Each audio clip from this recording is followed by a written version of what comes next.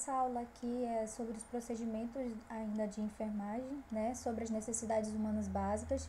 Nós trabalhamos na aula passada sobre a aspiração e a oxigenoterapia. Eu vou procurar ver se eu consigo fazer uma videoaula sobre a oxigenação e aspiração para vocês, tá bom? E essa aula nós vamos falar sobre nutrição. Basicamente, nós vamos falar de dois procedimentos, a sonda nasogástrica e a sonda nasoenteral. Então, vamos lá.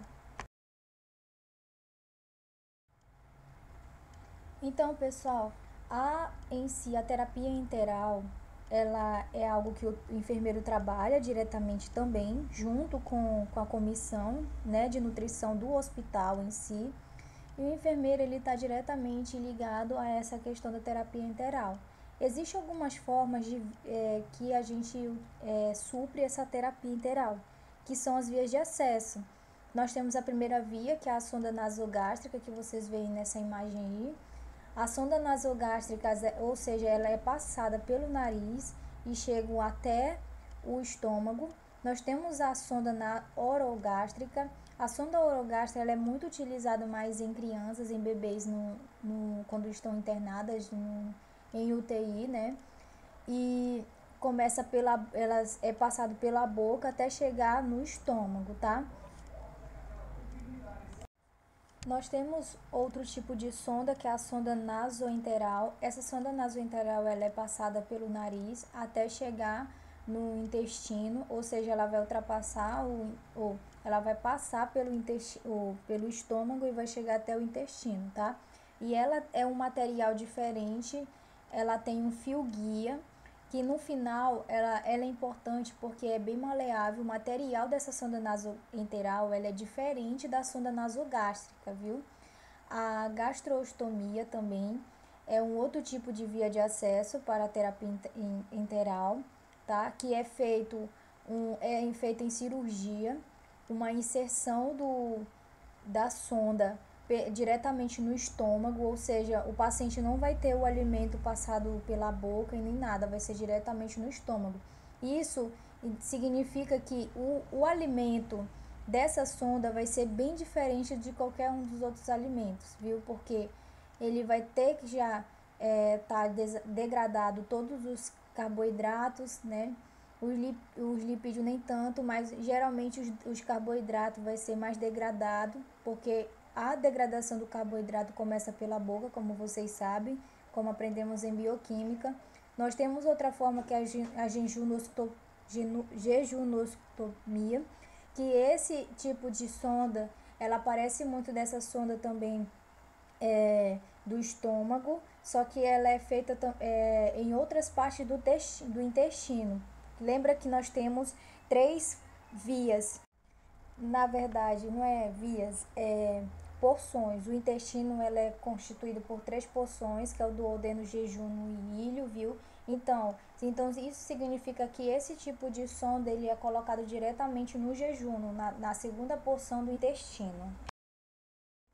Bom, pessoal, vamos falar um pouquinho sobre a sondagem nasoenteral, que a finalidade dela é basicamente permitir a administração, deixa eu usar o marca-texto aqui, permitir a administração das dietas e de medicamentos, viu, de maneira mais confortável possível e segura, principalmente na questão de pacientes idosos e que estão acamados ou mesmo com reflexos diminuídos e sem ou com diminuição da possibilidade da deglutição. Esses pacientes que estão com essa dificuldade, e aí está prescrito. Lembrando que quem faz essa sonda nasoenteral, o enfermeiro pode fazer, porque na verdade é responsabilidade do enfermeiro, não é responsabilidade do técnico de enfermagem. Ah, mas eu já vi o técnico passando. Bom, esse técnico ele pode estar correndo risco digamos assim, de ter algum problema no corém dele. Mas na verdade o enfermeiro não pode passar essa técnica para o seu técnico fazer esse procedimento, porque é um procedimento delicado. Tanto a sonda nasoenteral e a sonda nasogástrica. Nós começamos aqui a falar da sonda nasoenteral. A indicação principal para a sonda nasoenteral são pacientes que estão inconscientes ou que têm dificuldade da deglutição, viu? A contraindicação são para os pacientes com desvio do septo, O que é o desvio do septo? É o nariz, digamos assim, com desvio, torto, né, entre aspas, né? Ou seja, tem que ser avaliado a anatomia dessa pessoa antes de fazer essa sonda nasoenteral, viu? E outra contraindicação é o trauma crânioencefálico, porque se esse paciente tiver com esse trauma, ele pode estar com uma lesão na região também, e aí essa sonda pode trazer riscos críticos, né? Ou pontos críticos, que na verdade ele pode estar com trauma nasal, né? Com uma inflamação também no intestino, pode trazer uma inflamação no intestino, porque essa sonda vai cair diretamente no intestino. Esse paciente pode ter diarreia, pode ter uma obstrução da sonda também naquela região, por isso que tem também tem os cuidados e a manutenção dessa sonda durante o paciente estar com essa sonda, e pode ter um pneumotórax também, tá? Então vamos lá, pessoal. Bom, o material de procedimento utilizado na sonda nasoenteral é basicamente o seguinte: nós vamos ter a máscara descartável, que é um EPI. Como EPIs, nós vamos ter a máscara descartável, né? Pode ser de procedimento mesmo aquela TNT, pano, tecido não tecido, e nós vamos ter, e é utilizado a luva de procedimento, viu? Não precisa ser a luva estéreo nesse procedimento aqui. E vamos lá. E para a questão da privacidade do paciente, nós vamos utilizar o biombo. E para a questão de higiene e tudo mais e segurança, nós vamos utilizar a toalha e o papel toalha, se caso esse paciente ter náusea ou ter vontade de vomitar bem na hora da passagem do procedimento, tá? Outras coisas importantes a ser relatado é que a sonda nasoenteral, a gente utiliza dois mecanismos para verificar o local correto dessa sonda. Nós vamos utilizar a sonda de 20 ml com estetoscópios, né? E nós vamos também utilizar a questão do raio-x, viu? Que depois de passagem dessa sonda, nós vamos fazer o raio-x para verificar a localização.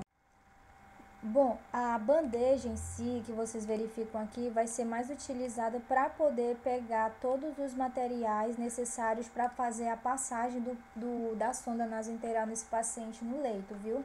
A sonda nasoenteral, nós vamos pegar e levar ela. Lembrando que é sobre prescrição médica, o médico já vai prescrever o tamanho ideal dessa sonda para esse paciente. E também na prescrição vai estar escrito também o porquê desse paciente estar utilizando essa sonda, viu? Nós vamos utilizar também a questão do hidrogel. Esse hidrogel vai ser para facilitar a passagem da sonda nasoenteral.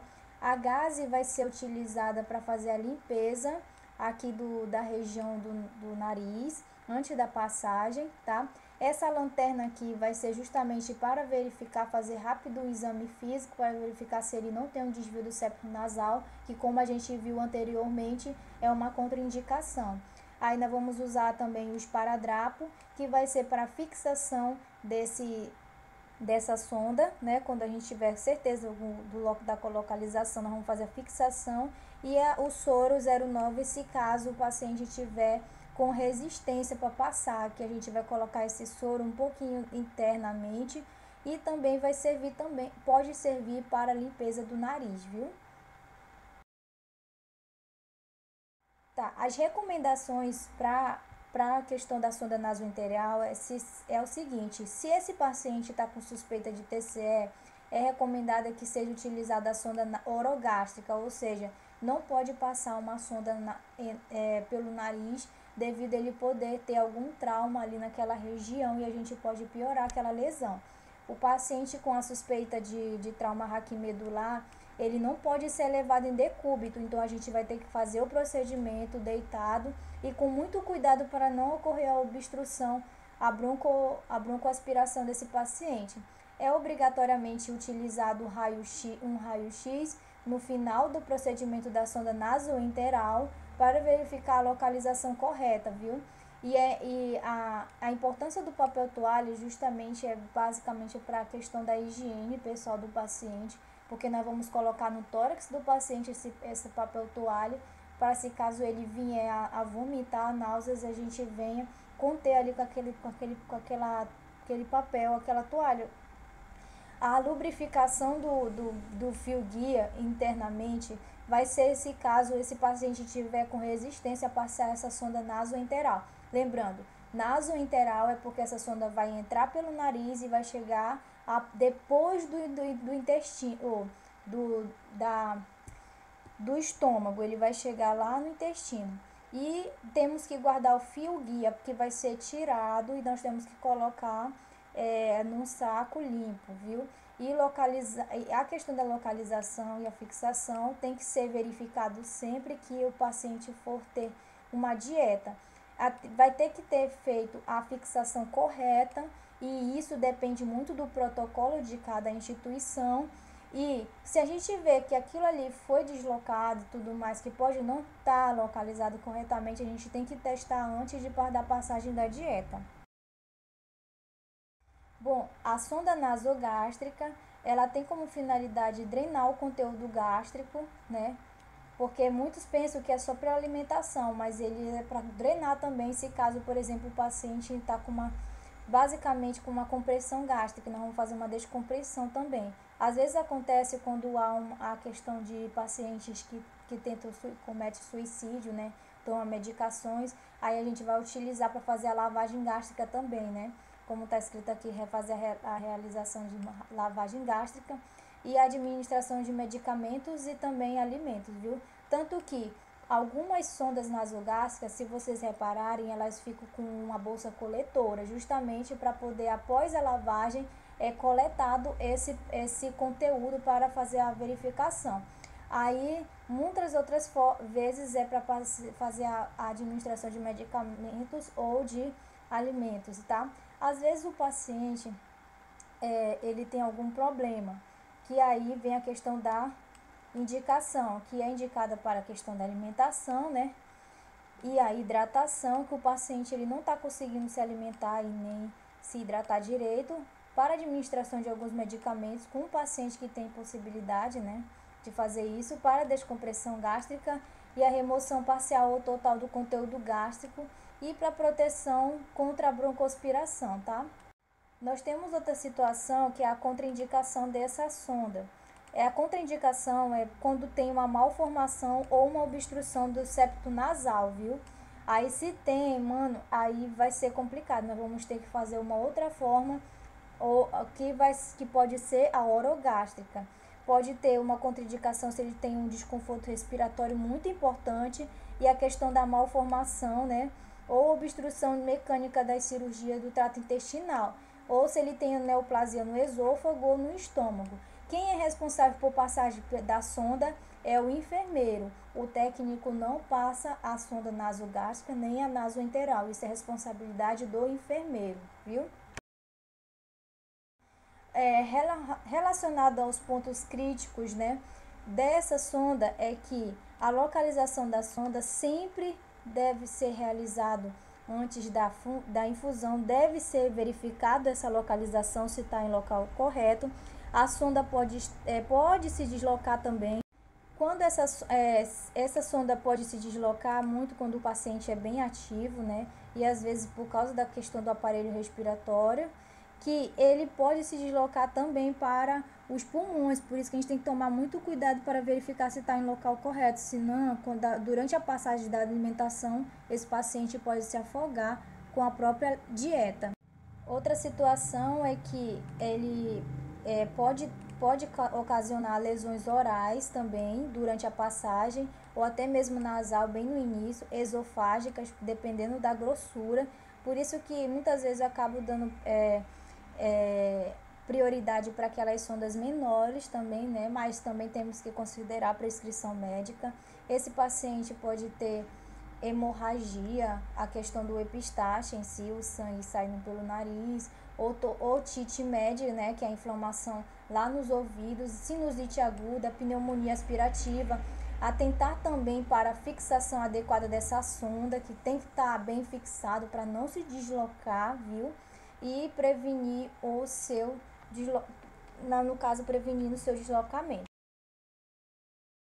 Bom, pessoal, o material necessário para o procedimento nós vamos utilizar a bandeja para colocar os materiais, para ser utilizado. Vocês verificam aqui na imagem que contém o quê? Vai conter a sonda nasogástrica conforme a prescrição médica, tá?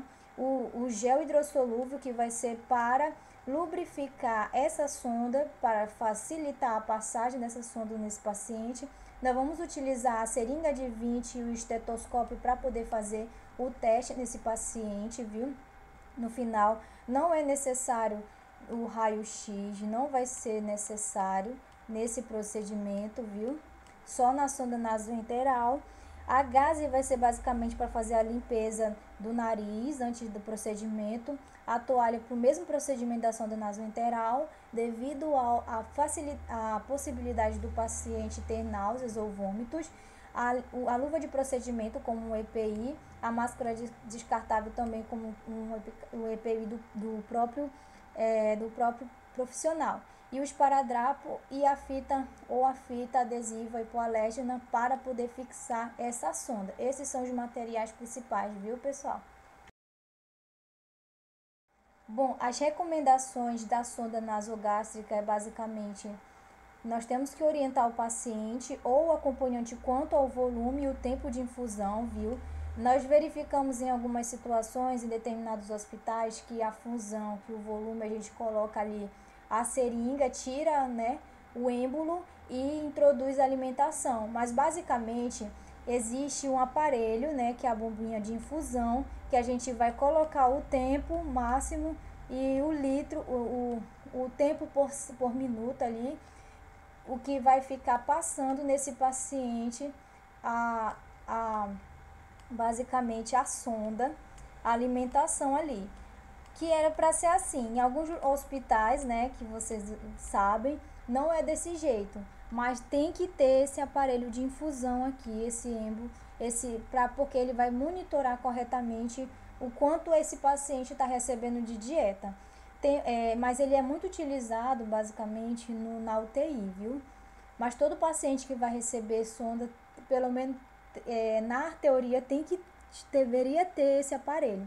Manter decúbito elevado durante a alimentação, né, e comunicar qualquer alteração se o paciente estiver sentindo algo estranho durante, né, a gente vai preparar esse paciente, colocar em posição de Foley ou 90 graus também sentado, e após a gente tem que manter ele ainda em posição de Foley ou em 90 graus para poder dar tempo de fazer a ingestão desse alimento, para que não venha voltar ou ele não venha broncoaspirar essa dieta. A sonda deve ser testada também, sempre antes da dieta, viu? Para verificar se não está nos pulmões, como eu falei, ele pode se deslocar.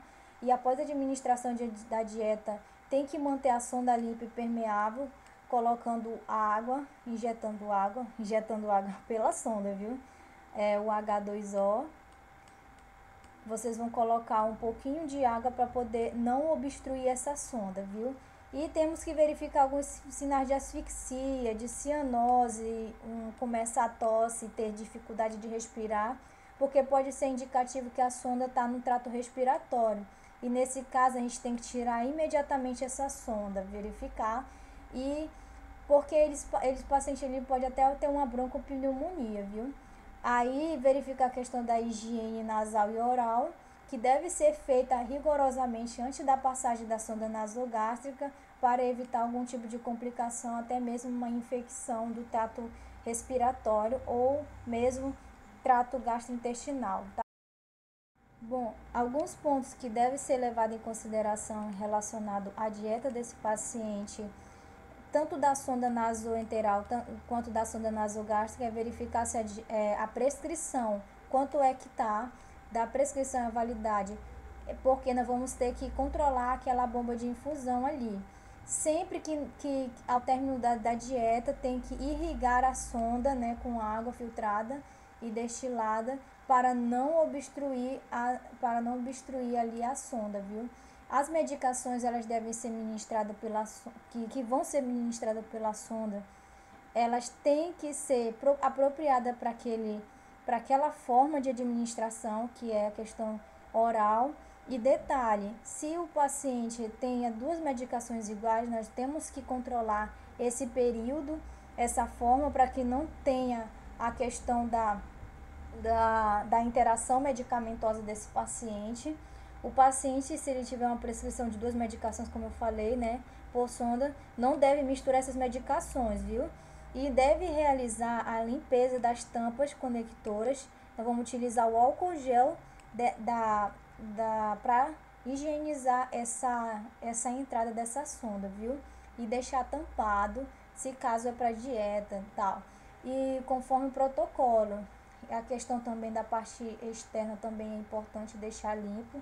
E após o banho ou troca, né? E se tiver sujo também é importante fazer a limpeza. Não deve desobstruir as sondas com refrigerante, viu? E outras soluções que não tem embasamento científico, não tem.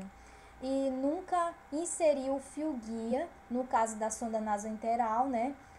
Numa sonda introduzida no paciente. O paciente já está com a sonda ali, eu vou e coloco o fio guia. Não pode fazer isso, viu? Na verdade, o fio guia é para ajudar na introdução da sonda, mas a gente não pode colocar o fio guia depois que o paciente já está com a sonda ali, tá bom? E é isso, pessoal. Relacionado ao procedimento em si, a prática, eu não falei aqui como é que acontece, mas aí eu vou indicar uns vídeos sobre o procedimento prático dessas duas sondas para vocês, tudo bem? É isso aí, pessoal. Obrigada.